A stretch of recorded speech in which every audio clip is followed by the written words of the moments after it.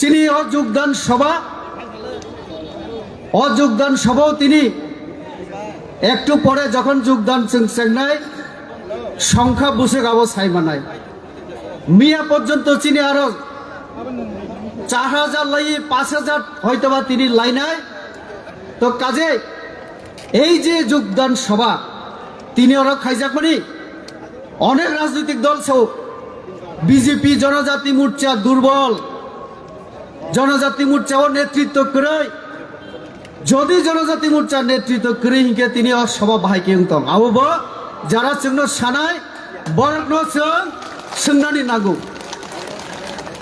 যত কক বড় আন সাইমিয়া কোন নেতা বিরোধী দল নেতা প্রশ্ন খাইও জনজাতি নেতৃত্বরা কক বড়ক জানে না তো তার জন্য আমি শুরুতে কক বড়কে শুরু করলাম এখন আমি বাংলাতেই আলোচনা করব কারণ আমাদের মগ যারা চাকমা যারা অন্যান্য অনেক সম্প্রদায় আছেন আমাদের বাঙালি নেতৃত্ব থেকে জনগণ সবাই কক বড়ক বুঝেন না তার জন্য বাংলায় আমি আলোচনা করব আমি শুরুটা কক বড়ক এই জন্যই বললাম যে কেউ বলে থাকেন আমরা নাকি কক বড়ক জানি না আমার কথা হচ্ছে আজকে যে যোগদান সভা এটা কি প্রমাণ করে এটা প্রমাণ করে ত্রিপুরা রাজ্যে শান্তি বিরাজ করছে ত্রিপুরা রাজ্যে উন্নয়ন হচ্ছে তার জন্য সাধারণ মানুষ বিজেপিকে পছন্দ করে হাজার হাজার মানুষ আজকে এখানে জমায়েত হয়েছে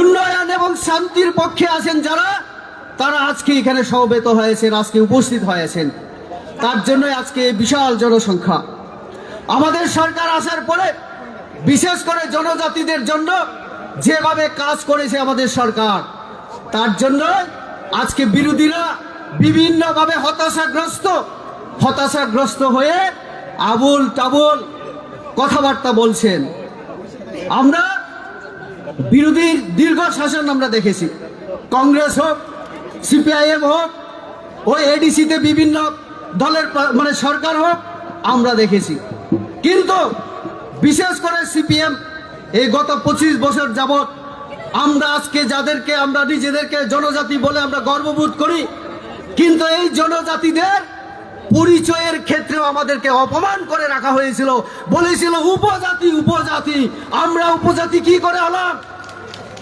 আমাদের রাজা আমাদের রাজত্ব ইতিহাস সবাই আছে অথচ আমরা উপজাতি কি করে সিপিএমরা আমাদের কংগ্রেসরা আমাদের উপজাতি করে রেখেছিল আর আজকে আমাদের সরকার আসার পরে আমাদের জনজাতি কল্যাণ মন্ত্রী আছেন সরকারিভাবে ঘোষণা হয়েছে আমি তার জন্য বলবো যারা উপজাতি বলে ওই সিপিএম এর তারা কংগ্রেসের তারাই বেশিরভাগ উপজাতি আমাদের এখনো উপজাতি কোন মুক্তি পরিষদ থেকে মুক্তি পেতে পারেনি সিপিএমরা এখান থেকে মুক্তি আমাদের দরকার এই যে উপজাতি থেকে আজকে আমরা জনজাতি নামকরণের মাধ্যমে এখান থেকে 60 জন কৃতি সন্তান বিভিন্ন সম্প্রদায়ের থাঙ্গা দাল্লং থেকে শুরু করে সত্যরাম রিয়ান থেকে শুরু করে আমরা 60 জনকে দিল্লিতে পুরস্কারের মাধ্যমে জনজাতিদের সম্মান দেখানোর কাজটা আমরাই করেছি এটা কেউ করেনি কোনো সরকার কোনো দল করেনি চিন্তাও করেনি এই কাজটা আমরা করেছি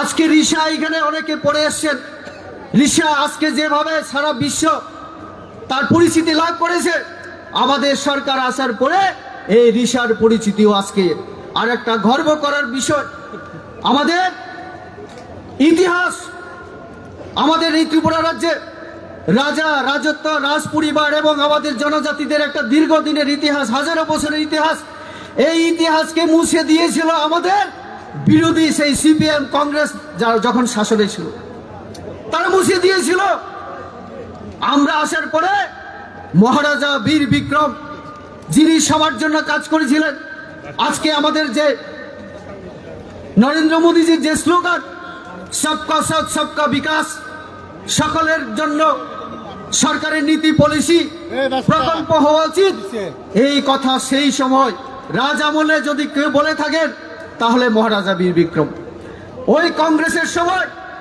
মহারাজা বীর বিক্রমের পরিবারের অনেকজন মন্ত্রী হয়েছিলেন এমপি হয়েছিলেন তারাও কিন্তু মহারাজা বীর বিক্রমের সম্মান দেওয়ার জন্য, সম্মান করার জন্য চিন্তা করেনি, যেটা আমাদের বিজেপি সরকার আসার পরে আমরা করেছি।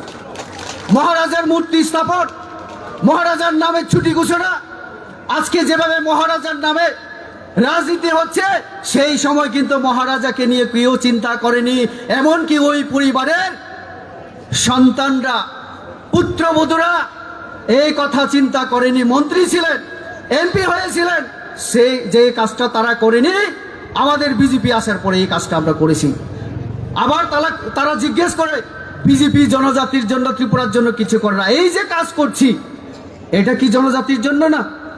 এটা সবটাই জনজাতির জন্য। আমরা আজকে, আমি বলি আপনাদের, আজকে আমাদের ক্রীড় বিক্রম কিশোরজির জন্মদিন। ওনাকে যদি আমি অন্যভাবে বলি, মহারাজা হিসাবে আমি ওনাকে সম্মান করি।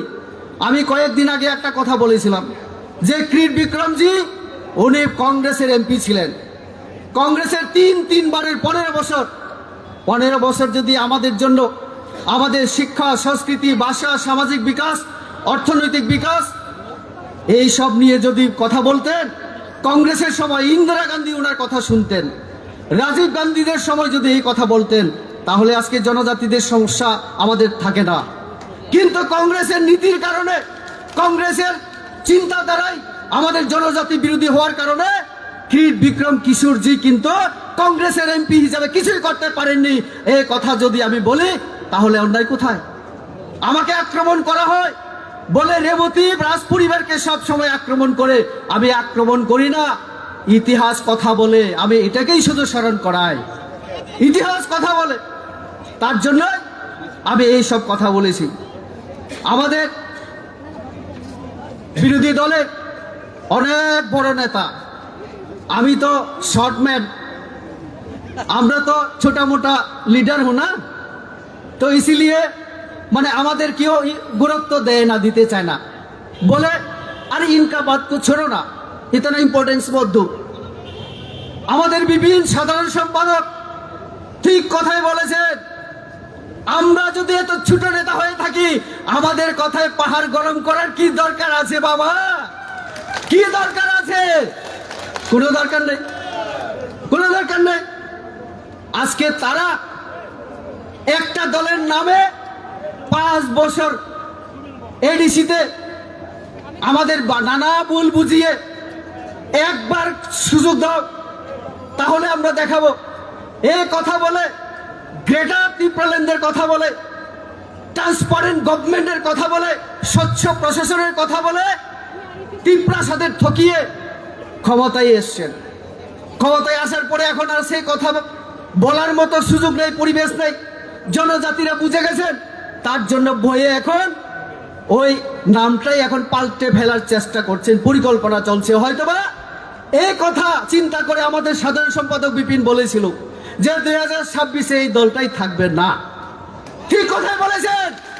ত্রিপুরা মথা নাম থাকছে না আগামী দিনে। সেই দিন 27 নভেম্বর কি নাম দিয়ে মানে সভা করেছিল? One north east. One north east বলে বিজেপিরা কেন ওয়ান নর্থ ইস্টের বিরোধিতা করে? আমরা বিরোধিতা করি না। আমি আজকে এই সবার মাধ্যমে, এই মঞ্চ থেকে তাদের কাছে একটা অনুরোধ, আহ্বান করতে চাই। আমরা যারা বিজেপি করি, জনজাতি মোর্চা হোক, সবাই আমরা বলি এক ভারতের কথা। এক ভারত হবে, শ্রেষ্ঠ ভারত হবে।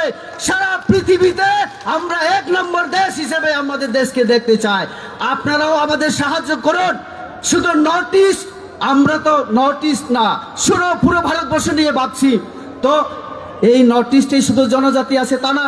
জনজাতি শব্দ অটল বিহারীর দেওয়া। তাহলে ওই আমার লাদাখের মধ্যে, লাদাখে জনজাতি আছে, আমার তামিলনাড়ু, কর্ণাটকে, অন্ধ্রপ্রদেশে প্রচুর জনজাতি আছে। তো তাদেরকেও তো আমার ভাবতে হবে। তো তাহলে ভারতবর্ষের এই 10-12 কোটি জনজাতির উন্নয়ন করতে গেলে এক ভারত নিয়ে ভাবতে হবে। শুধু একটা অঞ্চল নর্থ ইস্ট নিয়ে ভাবলে হবে না। নর্থ ইস্টকে নিয়ে এই যে কথাবার্তা, এটাও আমাদের মোদিজি আসার পরে, মোদিজি যখন প্রধানমন্ত্রী হিসেবে প্রায় 100 বার এই অঞ্চলে সফর করলেন, উন্নয়ন প্রকল্প ঘোষণা করলেন, যাওয়ার জন্য সড়ক ব্যবস্থা, রেল ব্যবস্থা, বিমান ব্যবস্থা করে দিলেন। আমাদের এখানে যে হীরার কথা বলেছিলেন, আজকে ওই শিলং থেকে, মেঘালয় থেকে কংগ্রেস সাকমাজি 40 মিনিটে ত্রিপুরা এসে ভাষণ দিয়ে চলে যান। এটাও আমাদের কল্যাণে। আগে কোথায় ছিল তারা? এতদিন কেন আসেনি ত্রিপুরা রাজ্যে? এই ত্রিপ্রাসাদের জন্য কংগ্রেসের সময়, সিপিএম এর সময় যোগাযোগ বিচ্ছিন্ন ছিল। আমাদের গাড়ি আসতে পারতো না, খাবারের চালের বস্তা আসতে পারতো না। সেই সময় কোথায় ছিল তাদের চিন্তা ভাবনা? তো কাজেই এটা হচ্ছে রাজনৈতিক ষড়যন্ত্র। আমি বলবো যে এই যে এক ভারতের জন্য আপনারা আসুন, আপনারা তো এমনিতে আমাদের সঙ্গে আছেন এখন সরকারের মধ্যে, তো আরেকটা সহযোগিতা করুন। এক ভারত এবং জনজাতিকে নিয়ে আমরা সবাই ভাবি। একটা কথা, বড় নেতাদের অভিযোগ বলে আমরা নাকি সিপিএম এর কিছু বলি না, সমালোচনা করি না। আমি এই প্রশ্নের উত্তরে উনাকে বলতে চাই, বড় নেতাকে, যে ঠিক আছে আমরা কথা বলি না, কিন্তু এ কথা আপনি চিন্তা করুন। চাঁদমোহন ত্রিপুরা, শহীদ চাঁদমোহন ত্রিপুরা, শহীদ আমাদের নিশিকান্ত চাকমা, ওনারা এই সিপিএম এর বিরুদ্ধে, সিপিএম এর বিভিন্ন যে অত্যাচার, তার বিরুদ্ধে ত্রিপুরার মানুষকে মুক্তি দেওয়ার জন্য শহীদ হয়েছে। এটা বিজেপির নেতা কর্মী ছিলেন, ওনারা নির্বাচিত সদস্য, ভিলেজ কাউন্সিলের। কিন্তু ওই বড় নেতা বলেন আমরা সিপিএম এর, আমরা লড়াই করেছি, তার জন্যই তো শহীদ আমাদের। আর আপনি কি বলেন? জিতেন চৌধুরী জিততে পারলো না, যদি আমি সেখানে সাহায্য না করতাম। তাহলে দালালি কারা করছেন? সিপিএম এর দালালি যারা করছেন তারাই এ কথা বলছে। আপনি জিতেন চৌধুরীজিকে জয়লাভের জন্য সাহায্য করলেন, নিজের ক্যান্ডিডেট না দিয়ে, আবার অন্য ভাষণে বলেন আমি বিজেপিকে সাহায্য করেছি। আপনি যদি আমাদের সাহায্য করে থাকেন, সিপিএমকে সাহায্য করে থাকেন, তাহলে কত টাকা পেয়েছেন আপনি খোলাসা করুন। এই দালালি বন্ধ করুন। আপনারা জনজাতিদের এইভাবে বিভিন্নভাবে আপনারা ভুল বুঝাবেন না।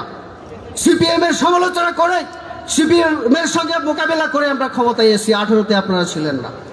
তো কাজে আমরা এই যে উনি মাঝে মধ্যে কথা বলেন, বড় নেতা, যে 125তম সংবিধান সংশোধন করে উনি আমাদের অনেক কিছু দেবেন। আমি আজকে সাংবাদিক বন্ধুরা আছেন এখানে, আপনাদের আমি দেখাতে চাই এবং প্রয়োজনে আপনাদের সঙ্গে আমি শেয়ার করব। এটা হচ্ছে, আমি চিঠি লিখেছিলাম মাননীয় পূর্বতন মুখ্যমন্ত্রী বিপ্লব কুমার দেব, উনাকে একটা চিঠি লিখেছিলাম আমি 13 তারিখ নভেম্বর 2019। আমি এই চিঠি লিখেছিলাম। এই চিঠিতে কি আছে জানেন? 125তম সংবিধান সংশোধন এবং 50টা এডিসিতে আসনের জন্য বিপ্লব কুমার দেবজি যখন মুখ্যমন্ত্রী ছিলেন আমি চিঠি লিখেছিলাম। তার আগে এইখানে মাইনোটস আছে, মিটিং এর মাইনোটস। এইখানে আমার বিমল চাকমা মহোদয়, আমার প্রমোদ রিয়ান এমএলএ সহ অনেকে আছেন, সেই দিন উপস্থিত ছিলেন। এইখানে আমি আমার এমপি আমি যখন ছিলাম, সেই সময় 19টা জনজাতি সম্প্রদায়কে আমি আহ্বান করেছিলাম এবং আমাদের ভগৎ সিং ইয়ট হোস্টেলে 13 তারিখ নভেম্বর আমরা 19টা সম্প্রদায়কে নিয়ে বৈঠক করে সেখানে প্রথম এই এডিসি আমাদের স্বশাসিত জেলা পরিষদের ক্ষমতায়ন এবং 125তম সংবিধান সংশোধনের জন্য আমরা প্রস্তাব উত্থাপন করেছিলাম। এই দল আজকে যারা বলছে তারাই শুধু 125তম ত্রিপুরার জন্য কাজ করে। আমি তাদেরকে বলবো যে এই দলের জন্ম তখন হয়নি। আমরা যখন এডিসি উন্নয়নের জন্য চিন্তা করেছিলাম, তারা তখন এই দলের জন্মই হয়নি। আমি আজকে তার জন্য বলবো যে দল ওই এডিসিতে ক্ষমতায় আছে, বিভিন্ন কথা বলে ক্ষমতায় এসছে, তাদের এই যে 6 সিট পার্লামেন্টে আমি দাঁড়িয়ে 50টা সিট, আমাকে আমার দলের অনেক নেতৃত্বই প্রশ্ন করেছিল সেই সময় যে কেন 50টা সিট, 30 থেকে 50টা কেন হবে। আমি তাদেরকে ব্যাখ্যা করে বলেছিলাম যে আমাদের এডিসিতে একটা আসনে এখন 32 থেকে 40,000 আমাদের ভোটার আছে, অথচ আমাদের কার্বি আলম, আমাদের বড়ুল্যান্ড অথবা চাকমা অটোনমাস ডিস্ট্রিক্ট কাউন্সিল, এই সমস্ত জায়গায় আমরা যদি দেখি মাত্র 18 থেকে 20,000 ভোটার হলে একজন এমডিসি সেখানে তার যে কনস্টিটিউয়েন্সি তার সীমানা নির্ধারণ করা হয়েছিল। তো যেহেতু লোক সংখ্যা বেশি, তার জন্য আমি প্রস্তাব লোকসভায় আমি তুলেছিলাম 50টা করা হোক, যাতে আমাদের মধ্যে অনেক সম্প্রদায় আছেন মাত্র 5,000 10,000, তাদের থেকে আমরা যাতে প্রতিনিধি পাঠাতে পারি। তো আজকে বিজেপি মন্ত্রিসভায় আমরা সেই প্রস্তাব সেটা অনুমোদন করে আমাদের মন্ত্রিসভা কেন্দ্রের কাছে পাঠিয়ে রাখা হয়েছে। সেটা হলে এডিসি আগামী দিনে ক্ষমতায়ন হবে, আর্থিকভাবে লাভবান হবে এবং এডিসির উন্নয়ন হবে। তাদেরকে বন্ধ করার দরকার। এডিসিতে ক্ষমতায় বসে এই দলটা কি করছে আপনাদের জানা দরকার, আমরা সবাই জানি, তবু আমি একটু সবাইকে স্মরণ করাতে চাই। যারা তিপ্রাসা থানচার কথা বলে ক্ষমতায় এসে নিজেদের মধ্যে মারপিট ছাড়া তারা আর কিছু চিন্তা করে না, আর উন্নয়নও তারা তিপ্রাসার কোনো কল্যাণ তারা করতে পারেনি, উন্নয়ন করতে পারেনি। আজকে তার জন্য প্রশ্ন হচ্ছে, অডিট হচ্ছে না। আমি আজকে এখানে ঘোষণা দিতে চাই, আমি আপনাদের সামনে ঘোষণা দিতে চাই মিডিয়ার সামনে, এডিসি কে অডিট করিয়েই সারবো আমরা বিজেপি জনজাতি মোর্চা। এডিসি কে অডিট করিয়ে সারবো। অডিট আপনারা টাকার হিসাব না দিলে আপনাদের হবে না, দিতে হবে। জনগণ চাইছে, ত্রিপুরার মানুষ জানতে চাইছে। আপনারা মিথ্যে কথা কেন বলেন? আমাদের মাননীয় মুখ্যমন্ত্রী রাজ্য বিধানসভায় দাঁড়িয়ে বিভিন্ন জায়গায় সরকারি তথ্য আপনাদের সঙ্গে শেয়ার করছে। উনি বলেছেন বিধানসভা বিভিন্ন জায়গায়, তারপরে আপনারা কি করে মুখ্যমন্ত্রীকে মানে অপমান করার জন্য এই সব আপনারা ষড়যন্ত্র করেন। মুখ্যমন্ত্রী কেন মিথ্যা কথা বলবেন? উনি বিনা তথ্যে কেন কথা বলবেন? কিন্তু মুখ্যমন্ত্রীকে ওরা বিশ্বাস করে না, তার জন্য মুখ্যমন্ত্রীর সভাকে চ্যালেঞ্জ করে। মুখ্যমন্ত্রীর সভাকে, এটা কি রাজনীতি হওয়া উচিত? লজ্জা থাকা উচিত। তো তার জন্য আজকে প্রশ্ন হচ্ছে স্মোক হাউস এডিসিকে আমরা 50টা, আমার মাননীয় মন্ত্রী বলবেন 50টা স্মোক হাউস আমরা দিয়েছি। 2 বছরে 2টা স্মোক হাউস তারা কমপ্লিট করতে পারেনি। টাকা দেওয়া হয়েছিল 2 বছর আগে, অথচ 2টা স্মোক হাউস এখনো। ওই কমল কলই এক্সিকিউটিভ মেম্বার, উনি সাংবাদিক সম্মেলনে একটা কথা বলেন, আর কাউন্সিলে দাঁড়িয়ে আরেকটা কথা বলেন, আপনারা দেখেছেন মিডিয়াতে। আর পূর্ণচন্দ্র বাবু সিএম, উনিও একটা কথা বলেন, তাদের মধ্যেই থানচা নেই, কথার মিল নেই। তো কাজে সব জায়গায় আজকে হিসাব মিলাতে পারছে না। কাজে তার জন্য পেনশনার্স, যারা পেনশন বয়স শেষ 60 হওয়ার পরে চাকরি থেকে রিটায়ারমেন্ট নিয়ে যারা যায়, তাদের জন্য তাদের কোনো মানবিকতা আমরা দেখলাম না। হাইকোর্টে গিয়ে হাইকোর্টকে বলতে হচ্ছে 3 মাসের মধ্যে তাদের প্রাপ্য যে পাওনা এটা মিটিয়ে দাও, না হলে 7% আরো যোগ হবে তার সঙ্গে। লজ্জা থাকা দরকার। আমরা এই প্রশ্ন করতে পারি না জনগণের হয়ে? এই প্রশ্ন করলে কি আমি অন্যায় হয়ে যায়, বিজেপি অন্যায় হয়ে যায়? তার জন্য কি আপনারা এডিসিতে ঘুষনে নেই দুঙ্গায়ে কথা বলতে পারেন? এটা গণতান্ত্রিক, আমরা হিসাব চাই। তো কাজে জুনিয়র ইঞ্জিনিয়ার প্রমোশনের ক্ষেত্রে 17 জন জুনিয়র ইঞ্জিনিয়ারকে কিভাবে প্রমোশন দিয়েছে সিনিয়রকে দিয়ে, সেটাও আমাদের সবার সামনে আসে। তো কাজে এই সমস্ত কথা যখন জনগণ জিজ্ঞেস করতে চাইছে, বলছে বিজেপির যোগদান সবাই মত যাও, কারণ সত্য বেরিয়ে আসছে। এই সত্যকে দাওয়া চাপা দেওয়ার জন্য এই সব আশ্রয় ধমকি দেওয়া হচ্ছে বলে আমরা কংগ্রেসের বিরুদ্ধে কিছু বলি না। তাদের অভিযোগ, কংগ্রেসে ফ্ল্যাগ নিয়ে কংগ্রেস ভবনে কে যায়? কে যায়? কংগ্রেস ভবনে ফ্ল্যাগ দেওয়ার জন্য ওনাকে যেতে হয়? আমার কর্মীকে পাঠিয়ে দিলেই তো হয়, ড্রাইভারকে দিয়ে গাড়িতে করে পাঠালেও তো হয়। আসলে 2 নৌকা না 3 নৌকায় পা দিয়ে রাখা, 3 নৌকায় পা দিয়ে রাখা। এবং কর্মীদেরকে বলে রেখেছেন, आप लोग रेडी रहना, कभी भी हम लोग कांग्रेस में जा सकता हो। ये क्या है भाई, ये क्या है? আর যে কথা ত্রিপুরার মানুষ জানতে চায়, গ্রেটার ত্রিপুরাল্যান্ড, এই শব্দ আমরা এগ্রিমেন্টেও দেখলাম না, 2023-এর চুক্তি এই যে ম্যানিফেস্টোতেও দেখলাম না। তাহলে আবার আপনারা কি করে বলেন 5 साल में नहीं होगा तो 10 साल में होगा, कभी ना कभी होगा। এটা ওই মার্ক্সবাদীদের মতো সাম্যবাদ হবে হবে বলে অসাম্য তৈরি করে এই যে ভাবে শোষণ করার চেষ্টা করেছিল, এটাও এরকম একটা বাহানা, এটাও এরকম বাহানা। তো কাজেই কংগ্রেস, উনি রাগ করবেন না হলে একটু বলি, কংগ্রেসের আশিস সাহারা এখন দিল্লিতে গেছেন কেন কি জানেন? ত্রিপুরা রাজ্যের মানুষের স্বার্থে কথা বলার জন্য না, রেলের উন্নয়ন, রাস্তার উন্নয়ন আরো বেশি দাবি আনা তার জন্য না, তারা গেছেন নরেন্দ্র মোদীকে বিশ্বের সামনে ছোট করার জন্য। নরেন্দ্র মোদী নাকি ভোট চুরি করেন, বিজেপি নাকি ভোট চুরি করি। আমরা এই কথা তো বলতে পারি চুরি করি, কিন্তু কি চুরি করি? মানুষের মন চুরি করি, মানুষের হৃদয়ে আমরা জয় করি। নরেন্দ্র মোদী জয় করে বিহার দেখিয়ে দিয়েছেন। সেইখানে যখন বুথ হচ্ছিল, জিতেন দা, আমার সুদীপ দা, उन्होंने बोलेছিলেন बिहार से शुरू करेंगे हम लोग, लेकिन बिहार में डूब गया। जैसे वो राहुल जी पानी में जाम किए थे, ऐसे ही ये सीपीएम कांग्रेस वाले अभी डूब गए। तो কোনো কথা নেই এখন। তো কংগ্রেস কি করবে এখন? বুথ চুরি যদি কেউ করে থাকেন তাহলে জওহরলাল নেহেরু 3টা বুথ পেয়ে প্রধানমন্ত্রী হলেন, 27টি বুথ পেয়ে আমাদের প্যাটেল প্রধানমন্ত্রী হতে পারেনি। এটা ছিল বুথ চুরি। কংগ্রেসের সবাই ইন্দিরা গান্ধী 75 এর মধ্যে উনাকে সুপ্রিম কোর্টের রায় কেন দেওয়া হয়েছে? প্রধানমন্ত্রী হিসাবে পার্লামেন্টে ভোটিং করতে পারবেন না, বুথে দাঁড়াতে পারবেন না, তিনি বেআইনিভাবে জয়লাভ করেছিলেন ভোট চুরি করে। এইটা আমার সুদীপ দা তাদের মনে রাখা দরকার। কংগ্রেস ভোট চুরি করেছিল, বিজেপি নয়।